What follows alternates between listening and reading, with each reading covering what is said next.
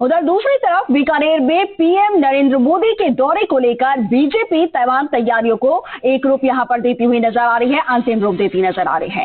BJP की तैयारियों को लेकर राज्य स्तरीय विशेष बैठक आज है। प्रदेश अध्यक्ष सीपी जोशी, नेता प्रतिपक्ष राजेंद्र राठौड़ और संभागीय बीजेपी कार्यालय में जिला पदाधिकारियों, सांसद, विधायक, पूर्व विधायक जो हैं बैठक में मौजूद रहेंगे। 8 जुलाई को पीएम मोदी का बीकानेर का दौरा प्रस्तावित है।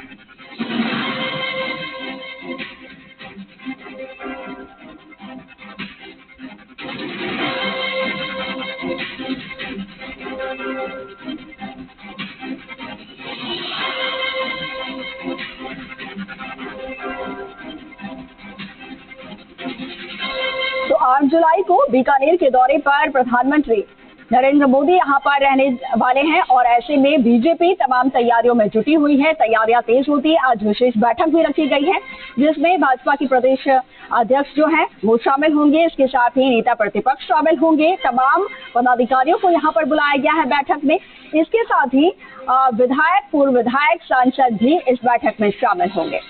लगातार आपको बता दें कि प्रधानमंत्री नरेंद्र मोदी जो हैं वो राजस्थान के दौरे पर आ रहे हैं और चुनावी रणनीति को लेकर यहां पर तैयारियां जोरों पर।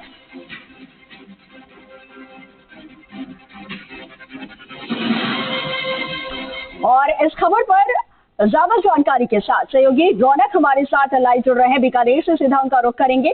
रौनक, 8 तारीख जब प्रधानमंत्री नरेंद्र मोदी का बीकानेर दौरा प्रस्तावित है, अब ऐसे में आज विशेष बैठक भी रखी गई है। क्या कुछ इस बैठक में मुद्दे रहने वाले हैं? किस तरीके की तैयारियां वहां पर की जा रही हैं? जरा जानकारी दीजिए।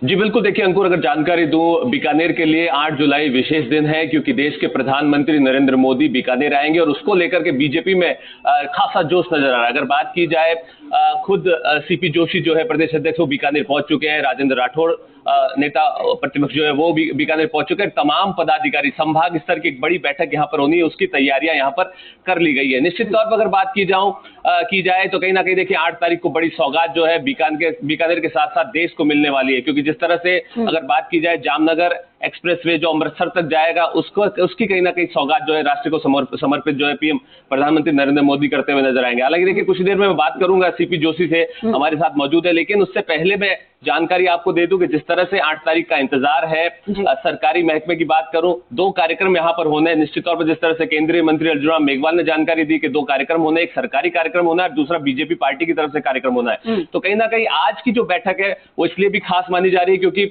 बैठक में खुद प्रदेश अध्यक्ष सीपी जोशी यहां पर पहुंचे हैं, बैठक लेंगे। तमाम विधायक, सांसद, पदाधिकारी जो है इस बैठक में सम्मिलित होने वाले हैं। कहीं ना कहीं अगर बात की जाए इस बैठक को लेकर के किस तरह से तैयारियां हैं, उस पर भी बातचीत करूंगा। जिला अध्यक्ष मेरे साथ मौजूद है, बातचीत करता हूं। क्या कहेंगे सर, आप लोगों ने तैयारियां यहाँ पर की है? सीपी जोशी से मैं बात करूंगा, लेकिन आप किस तरह से तैयारियां, आज की बैठक में क्या कुछ खास रहने वाला है? संभाग के सारे सांसदों को, विधायकों को, पूर्व विधायकों को, जिलाध्यक्षों को, मंडल के अध्यक्षों को, मोर्चा के अध्यक्षों को और हमारे जितने भी प्रकोष्ठ हैं उन सब के संयोजकों को जो पूरे संभाग में हैं, उन सबको आज की बैठक में निमंत्रित किया गया है। उस बैठक में हमको प्रदेश अध्यक्ष जी और नेता प्रतिपक्ष मार्गदर्शन देने वाले हैं। मैं समझता हूं कि बीकानेर जिले के लिए एक अद्भुत कार्यक्रम प्रधानमंत्री जी के वजह से होने वाला है और पूरा बीकानेर इसके लिए दुल्हन की तरह सजा हुआ है। बिल्कुल, निश्चित तौर पर देखिए सीपी जोशी प्रदेश अध्यक्ष मेरे साथ है, मैं बातचीत करता हूं। जोशी साहब क्या कहेंगे? देखिए बीकानेर आप पहुंचे, संभाग स्तर की बैठक आप लेंगे, तमाम सांसद, विधायक, पूर्व विधायक, साथ साथ पदाधिकारी इसमें शामिल होने वाले हैं। पीएम के कार्यक्रम को लेकर बहुत उत्साह बीजेपी के भीतर भी और बीकानेर में भी है, क्या कहेंगे? देखिए निश्चित रूप से देश ने दुनिया के लोकप्रिय नेता बीकानेर आ रहे हैं और यहाँ की जनता उनका स्वागत और अभिनंदन करने के लिए तैयार बैठी है। स्वागत और अभिनंदन इस बात का कि वर्षों पुरानी इस क्षेत्र की मांग भारतमाला हो, चाहे रेलवे का डबलिंग हो, या ऐसी हॉस्पिटल हो, चाहे पावर ब्रिगेड का, ऐसे अनेक काम, और इसके अलावा भी गांव का विकास हो, चाहे शहरों का विकास हो, चाहे शिक्षा हो, चाहे चिकित्सा हो, चाहे हर घर में शौचालय बनना हो, चाहे गरीब का आवास बनना हो, गैस का कनेक्शन हो, चाहे किसान सम्मान निधि हो, हर व्यक्ति, चाहे गरीब हो जिसको अनाज मिला हो, हर व्यक्ति माननीय प्रधानमंत्री जी का धन्यवाद अर्पित करने आएगा। और सब कार्यकर्ताओं में भी एक उत्साह है, सब लोग अपने अपने क्षेत्र में तैयारी में लगे हैं। आज की जो बैठक होने वाली है, क्या कुछ दिशा निर्देश पार्टी की तरफ से कहा जा रहा है कि 2 तरह के कार्यक्रम होंगे, एक सरकारी कार्यक्रम होगा, एक पार्टी की तरफ से होगा? इस साल क्योंकि चुनावी साल है, ऐसे में ये माना जाए कि चुनावी बिगुल होगा, पीएम अपने उद्घोषण में ये कह सकते हैं? देखिए, भारतीय जनता पार्टी सिर्फ चुनाव के लिए काम नहीं करती। आप देखें कि ये काम है कांग्रेस पार्टी का, जो सरकार 5 साल के लिए बनती है लेकिन कहीं 2-4 महीने के लिए दिखाई देता है कि हम कुछ कर रहे हैं, वो भी दिखावे के लिए चुनाव के अंतिम समय में। लेकिन भारतीय जनता पार्टी, देखिए, प्रधानमंत्री जी जब से शपथ ली है प्रधान सेवक के रूप में, उस दिन से, पहले दिन से सेवा, सुशासन और गरीब कल्याण के ध्येय को लेकर काम करना शुरू किया। और आज 60 वर्षों में जो कोई पार्टी नहीं कर पाई, कांग्रेस पार्टी नहीं कर पाई, उससे ज्यादा काम पिछले 9 वर्षों में हुआ है। इसीलिए देश की जनता का अगाध विश्वास और आस्था नरेंद्र मोदी जी के प्रति है। अच्छा, मिनट टू मिनट कार्यक्रम की बात करूं, क्या कुछ तय हुआ है अब तक प्रधानमंत्री जी के कार्यक्रम को लेकर? देखिए, यहाँ सरकारी कार्यक्रम होगा जिसमें उद्घाटन और शिलान्यास के कार्यक्रम होंगे। फिर उसके बाद एक बड़ी जनसभा को संबोधित करेंगे जिसमें यहाँ की क्षेत्र की जनता उनका आभार प्रकट करने के लिए पहुंचेगी। अच्छा, चूंकि बात कर रहे हैं 9 साल की बात हो रही है, 9 साल बेमिसाल की बात हो रही है, दूसरी तरफ कांग्रेस कह रही है कि हमने जो पिछले 4.5 साल में किया है, किस तरह से आकलन करेंगे दोनों कामों को? क्या किया 4.5 वर्षों में? सबसे ज्यादा महंगी बिजली राजस्थान में दी, सबसे ज्यादा महंगा पेट्रोल देने का काम राजस्थान में किया, सबसे ज्यादा महंगा डीजल देने का काम राजस्थान ने किया, राजस्थान को दुष्कर्म में राजस्थान देश में 1 नंबर पर पहुंचा दिया, महिला दलित अत्याचार में 1 नंबर पर पहुंचा दिया। क्या किया? रीट में 1 नंबर पर पहुंच गया, युवाओं के सपनों को तोड़ा। आपने कहा कि किसानों का कर्जा माफ करेंगे, कर्जा माफ नहीं किया। कितने हजार किसानों की जमीन नीलाम हो रही है, इसका कौन जिम्मेदार है? ये राजस्थान की जनता जवाब मांगती है।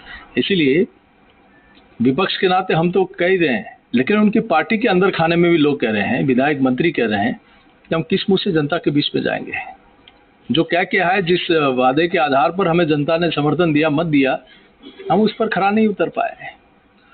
हालांकि विपक्ष की बात आपने की है, जयपुर में प्रदर्शन हुए कई तरह की, जिस तरह से देखा गया, कांग्रेस ने कहा कि बीजेपी भीड़ नहीं जुटा पाई, लोग नहीं आ पा रहे हैं बीजेपी के प्रदर्शन में। इस तरह के आरोप जो कांग्रेस ने लगाए हैं, और चुनावी साल है, इस तरह से कम लोगों का जुटना कहीं ना कहीं चिंता वाली बात है। इस तरह के आरोप कांग्रेस ने लगाए हैं। जयपुर जिले का जो सचिवालय में पैसा मिला, सोना मिला, उसके खिलाफ जयपुर जिले का सबसे बड़ा आंदोलन था।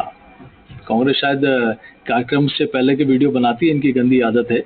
लेकिन मैं आपको बता देता हूँ, चाहे अजमेर की सभा हुई हो, चाहे आबू रोड की सभा हुई हो, चाहे नाथद्वारा की सभा हो, जिस प्रकार से जनता माननीय प्रधानमंत्री जी को सुनने के लिए और उनका वंदन करने के लिए पहुंची है, वो कल्पना से करे हैं। अभी तक की इतनी बड़ी सभाएं कभी नहीं हुई। हालांकि आप देखिए कि जिस तरह से एक परिपाटी राजस्थान में चलती है, 5 साल कांग्रेस, 5 साल बीजेपी।